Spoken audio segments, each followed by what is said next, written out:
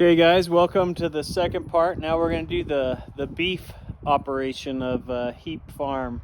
And now that they've transitioned away from dairy cows, they're running beef cows and growing hay and alfalfa and all that and grain. And we'll talk a little bit about that and show you him feeding the cows and stuff. Ready? Yep. So all this hay is hay you've grown and cut and baled and stored, right? Yes, sir. Well, while we're standing next to it, why don't you tell them about... I didn't know that you sold so much hay. Yeah, so when we had just a dairy and we was keeping all of our hay and using all of ourselves, we put up hay in round bales, and we had a round baler. We still have, but when you go to sell hay, round bales are pretty hard to load on semis and haul it very far. So we got us a 3x4 baler, they call it. So they're 8 feet long, 3 feet high, 4 feet wide. Bale of hay weighs about 1,300 pounds. They fit great on a semi. You go 3 high, you can get 36 bales. So you can get a good load on a semi, makes it more efficient. So that's what we did about 5 years ago. We got us a big baler and a bigger tractor to do it. And I can go show you that in a minute. Actually, we can go over there and I'll show you the baler and tractor. You said that you grow a high quality grain or alfalfa here, or yeah, hay? we try. People from in the Midwest and in the South, they love the high mountain, Rocky Mountain hay, because we're like at 6,000 feet, dry climate. The hay is super good quality, and they'll pay by the time it gets back to them like $350 a ton for this hay that's coming from this far away and hauling it 2,000 miles back to Tennessee, because it's such good hay. They love it out here, because back there apparently there's so much high humidity and moisture you just can't get your hay dry and it ends up molding. But we can do that here where it doesn't rain very much in the summertime. Yeah. So we try to do our best to put up good quality hay, cut it early, in the 1/10 bloom stage, and then turn it over so it dries good before we bale it. And then I always bale it with dew on it, either at night or in the first thing in the morning when the dew's still on. What that does is saves the leaves inside the hay, and that's where most of your protein, like leaves will be, say for example, 30% protein, and the stems are 10% protein. So good hay is around 20% protein. But as you lose more and more leaves, then your hay's down to 15% or 14% protein. So you want to have a high protein hay and retain all those leaves, and pretty green. That's what we're looking for too, is nice pretty green hay that hasn't been rained on. As soon as it gets rained on, it turns yellow. So you've got a big shipment going out to Tennessee. Yep, all my hay is going to Tennessee this year. So that's crazy. Make some horses back there real happy. When you told me that, I was like, what? That's so crazy to me. All the farmland between here and there, but they like you said, they love this high mountain. I mean, you guys know Star Valley from me showing it to you on other field trips, but we live up here in the high Rocky Mountains. You can see them just looming on the side of the valley, each side of the valley. So Riverton, Wyoming, I love the hay from over there, out by Pavilion. They always like that kind of hay. Yeah. They do the same over there. They get a premium for theirs as well because they put up good dry hay. So. Crazy. Maybe I'll go show you the baler now since we talked about it. Yeah. Look at all this hay. Just stacks and stacks of it.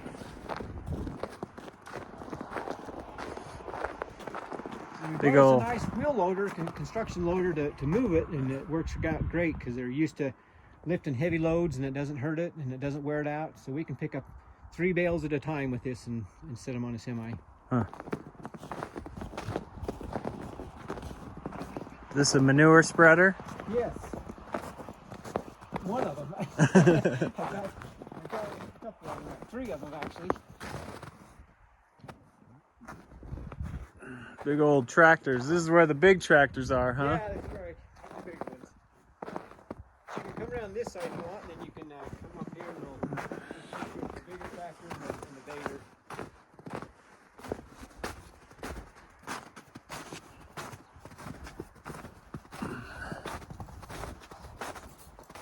And I put chains on the tractor because I like to try to haul the manure out on top of the snow just to save time in the spring. We're so busy in the spring getting all the farm work done that I try to haul it during the winter time, and then that saves that time in the spring before we plowed under and plant it. So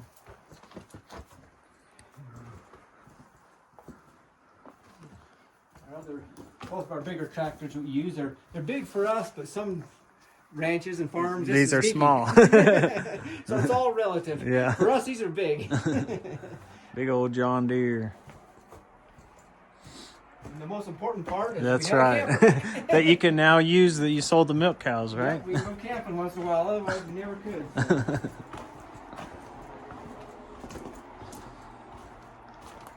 So this is This is our big baler Baler, to baler. bale up those 3 before bales.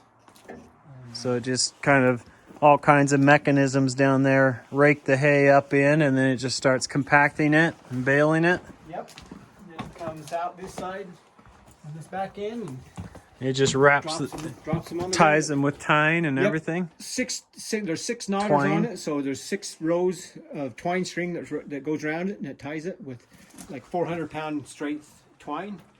When it drops these bales out on the ground, You wonder who sat around and designed these things, you know? They're smarter than we are. it was a completely big game changer when they developed these big balers. How long have you had this?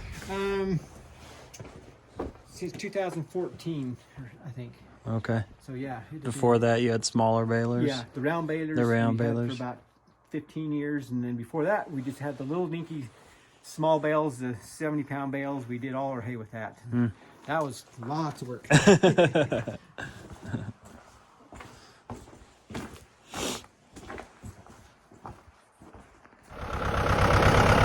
so he's gonna feed the beef cows.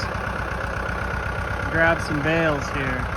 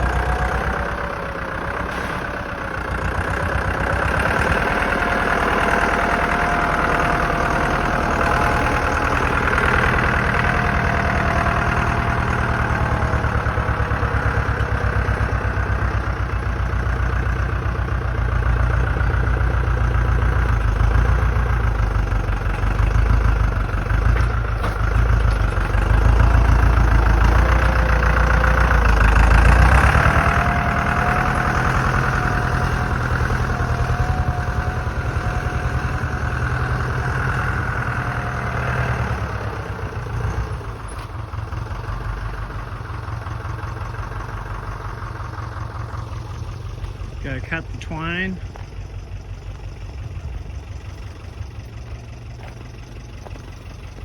When it hit the ground, it broke 2 or 3 of them.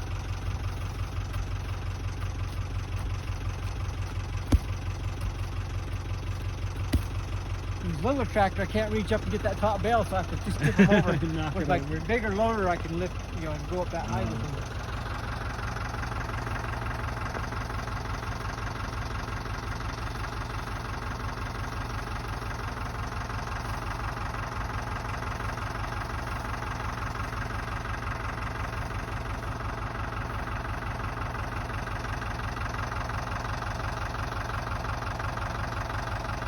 What do you do with the twine? End up just burning it later on. Oh, yeah. Yeah, I just make a big pile.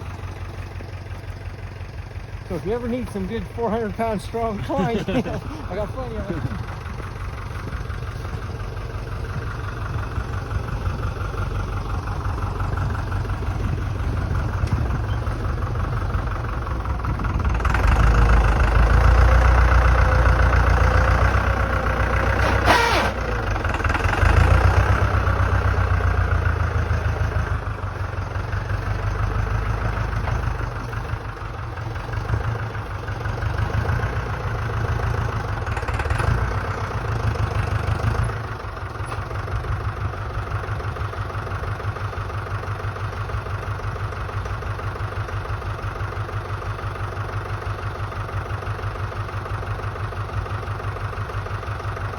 Missed a string.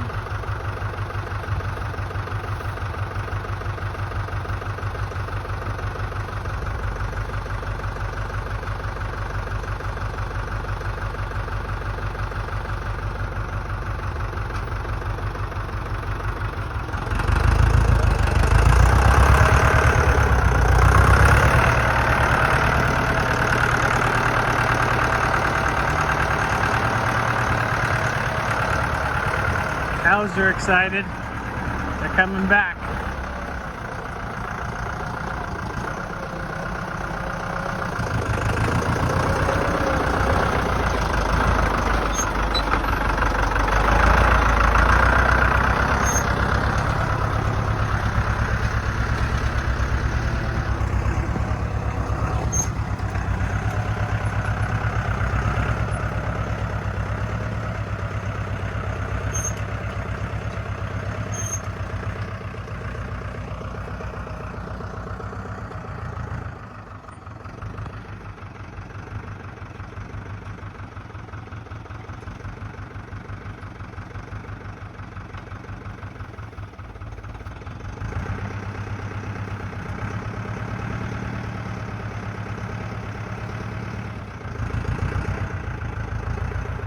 Split that bale in half.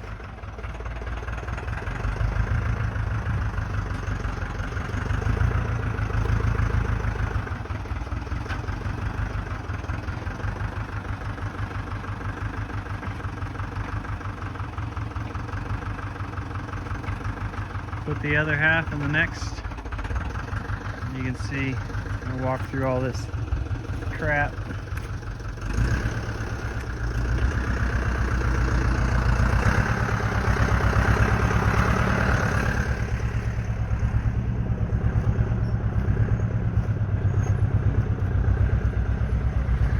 So he's just going to repeat that process till he's got all these filled. Okay, so what's this? This is a loafing shed for the milk cows when we used to have them. Day and night, they could come in here and lay down in the stalls, and then they just kind of do their business out here in the alley. We'd clean this every day with the tractor and loader. But by having this shed for them to go in, if it was cold outside, blizzard, snowing, they always had a nice place to come in. It helped increase their milk production tremendously by taking care of the cow. You take care of the cow, they take care of you. That's just, if you take care of them. And so did most of the dairies have loafing sheds? Most of them had to do it because otherwise it would just, you wasn't getting much milk out of your cows. So. And then, so once you sold the milk cows, I hate to see this not being used, but not very many beef people use a shed like this for their beef. They just let them lay outside all the time. But since I got the shed already, we let them come in and use it. And do they? And yeah, they come in, but they're smaller, so they're turning around. And as you notice here, they got that broke. Broke a rail. The big Holsteins, they wouldn't turn around. They just go in forward and back straight up. But these try to turn around, and so we're finding they're breaking a few more of the dividers. And shorter to where they poop up on top of the platform a lot more, and I have to come and clean that off every day. Who built this? My dad and grandpa built this half. Then when I come back from college and we expanded the herd, we built the other half on and doubled the size of it. So this would hold 30 cows, and that's as many cows as my dad ever had, is about like 25 cows. But when I come back, we got it up to 60 cows, and so we had to double our herd here. So when you scrape all this manure out, looks like you got a pile going here. Yep. And then what do you do with the manure? Then we haul it out in the field and scatter it in the fields, and it makes great fertilizer. Nice. So we're keeping the circle of life going. They eat the food, we take this back out, and it grows more food for them. But when I was a kid growing up, my dad, they never had a loader on a tractor, so you pitched all this manure by hand. Which you think, well, that's stupid. Why do they do that? But that's all the thing we could do. But they only had 25 cows, and so they'd take and push all the manure to the side. Then they drove through with a little tractor with a wagon, and then by hand, you threw all that manure into the wagon and then go out in the field. And that was our job as a kid. You'd drive the tractor while my dad and grandpa would sit there and throw the manure out and kind of scatter it. And they didn't put it in a big pile. But as we progressed and grew, we got a loader to where now we just stockpile it all here and get a big pile, and then come spring we just haul it all off and put it in manure spreaders and take care of it that way, so we don't have to do so much manual hand labor. Yeah. He picks that manure off. But, So how often do you do that? every day. Just once a day? Just once a day, yeah. And they'll eat down all that hay? Yeah. How many cows? 43, I think's out here, counting the bull. Okay. So you have one bull and the rest are all female? Yeah, yeah. And then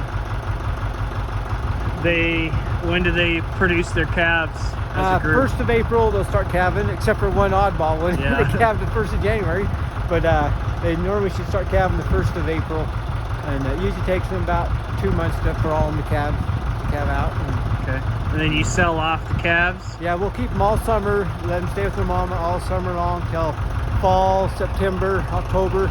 Then we wean the calves off of them, wean the calves for about a month, and then we'll sell the calves to the auction ring, Okay. and then keep the mamas for the next year, so they'll be ready to calve again. Okay. Which is the mean mom? The one with the little calf. Where's she at? See, they're all starting to come in. Hanging back further. Hanging in the back. So Yeah. tell the story of the mean mama. So the mean mama calved number 540. She calved about the 4th of January, and Unexpectedly. unexpected. We thought she was a barren cow. We actually have an appointment with the meat plant to have her butchered out for some hamburger. Where she's a real young, big, fat cow, one of our biggest cows, and so I didn't plan on her calving, and by darn, she calved on us. In the middle of winter. It's middle of winter, and usually when it gets down below zero, then the calves can die, and so you don't want them calving this time of year. But she had the slope, and she had to go in, and she actually had the calf in there, and the calf was in the stall, and I took care of it and put iodine on its navel, and I give it some first defense bolus, to keep it from getting sick. The first day, and the next day I had these other vials of I can't think of the name offhand. You mix the two together and you put it in their nasals, like a nasal vaccine, and I gave it, and boy, that mother was acting real feisty then, but I luckily got the calf and gave it its injection in the nose, in the nostril. They just swallow it, and then and she almost got me then, and I had to climb up the divider stalls in the loafing shed to get away from her, but she didn't get me. And then the next day, her calf wasn't with her, and as I come down here, she was over here, and I thought, oh no, what happened to the calf? And I walked around the canal, and the calf was laying there. I thought, oh, it died, darn, it was like below zero that night. And as I got over to the calf, she come running over there. The calf stood up, and but it was shivering, had been there all night, and I thought, well, I'm just going to drive the calf over here in the sunshine and get her out from the shade of the canal bank. And that mama had nothing to do with me getting close to her calf, and she ran me and run me over, and then started just, She got you on the ground? Got me on the ground, and I was rolling, and she was butting me and got me down through that fence. Yeah, that barbed wire fence, and she pushed me underneath there. Luckily, that fence was there, else she would have kept working me over. But, Broke a couple ribs. So I think it cracked my sternum here and some ribs on the side. Yeah. So it's been kind of hard running with Joe with a sore rib cage. But luckily I didn't get injured too bad. I'm going to heal up just fine, and it didn't cost anything. I didn't have to go to the doctor. That was the main thing. So what do you like better, beef cows or dairy cows? Well, beef are definitely easier, where you're not milking them twice a day and spending all that time. But they're more wild. They're not friendly pets like our cows. The milk cows I had, I think half of them I could go up to and pet that they come in the barn. A lot of them I'd named because the kids would feed them as calves and growing up, and so you become more attached to a beef, Holstein on a small herd, a small dairy, than you do a beef by far. And so you become more attached to the milk than the beef. Yeah, you become attached to that milk cow, and so they become your kind of pets. Yeah. And so it's pretty hard when we sold the dairies and sold the milk cows to give that up, or to see that come to an end, because it's kind of like selling your dog or your cat, or a friend you had, and you had some of these cows for 10 or 15 years. And so it was kind of a hard transition to do, but one that we needed to do and had to do, and we're glad we did, but it was still a rough challenge. So any dairyman that ever goes out, they have to go through that. Yeah, say goodbye to all their friends. Look at that one standing up on the hill. Just waiting to come in. nervous, huh? Yeah, they know you're different, and they can tell. When I come out here by myself, they're kind of used to me, but one other person, like you're standing here, they can tell it's different, something different. And so the ones that are pretty calm, they'll come and eat out of the feeders, but the skittish ones, the scared ones, they'll hang back until they don't want it, huh? you leave.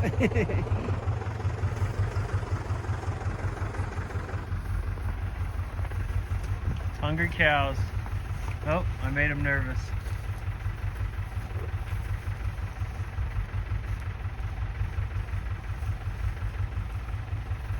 So once a day. We can walk around the canal here and we'll see that mama. Okay. You gonna bring the pitchfork? We won't get back one. To fight her off? We're gonna go look at the baby calf and hope we don't get trampled. I'm afraid these will turn and go back to.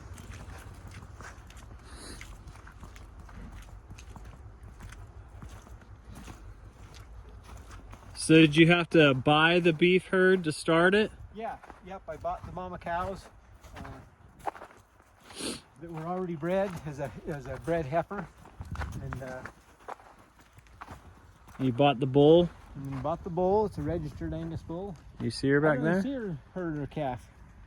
She could still be up on the hill. She's more wild. She hangs back, so.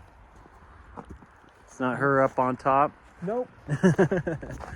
Where's the bull? Did he take off too? He's probably around the feeder. He's a real gentle bull. In fact, I don't even worry about the bull. I worry about the cows. The bull, he was a pet of the people I bought it from, and they gave it grain, and they made a pet out of it, so it's pretty used to people, and he's not wild. You run up that snowy See what slope. they do? They get panicked and they all stampede. You ever heard of stampede? Well, that's what they do. That's what they do. One runs, they all run, and they go through all your fences. And So, something kind of fun is there's about, well, it's not fun for Jed, but it's fun for me. There's about 70 head of elk wandering around to the different ranches all around and properties, but they keep eating everybody's horse hay, so they try and push them out. Oh, look at that one. She's slipping. She all right? She's having a tough time on that ice. Yeah, she made it. Anyway, so my son has a late season cow elk tag, so we snowmobiled out and shot an elk yesterday, but they're pushing all over. The elk like to come down and steal hay when they can get it. So I asked Jed why he puts the hay in feeders instead of just throwing it on the ground. What'd you say? oh, most people, they just feed out on the ground and put on some new snow every day, but the cows walk along, they step on it, mash it in the ground. And we used to feed some of our dry cows and young steers and stuff out in the fields when I was a kid growing up, and boy, you'd go out there in the spring and see all that hay they didn't eat. Yeah. And just a lot of waste. And so we feed them in feeders. We always did our milk cows in feeders. So since I had them and had the cement and the loafing shed, we just kind of treat them the same as a milk cow and just feed them in the feeders, and it saves a lot of hay. You know, I'm guessing like 20% over the course of the winter. And so it creates more work, but it saves you money in the long run. And then we're able to put the manure out in the fields, which is like gold. It's worth a lot of money. It saves on buying fertilizer. And so yeah, you were saying most beef guys don't have loafing sheds and collect the manure and spread it, right? No, they just kind of feed out in their fields, and then they get the crops to grow in it. But so you just kind of blending some of the dairy practice with the beef practice, just because it's not that difficult. Yeah.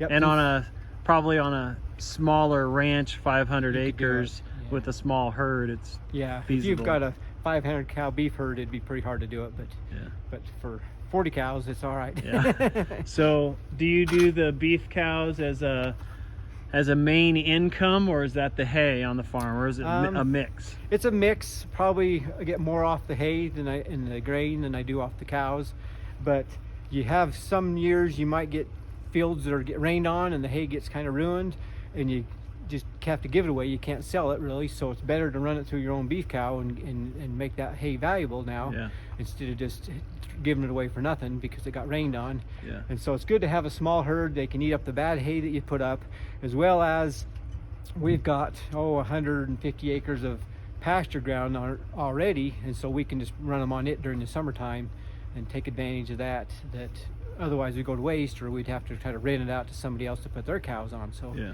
so it's kind of a best use of our assets or resources that we have, you know, and take advantage of our pasture ground, and so makes it more profitable, I guess. Cool.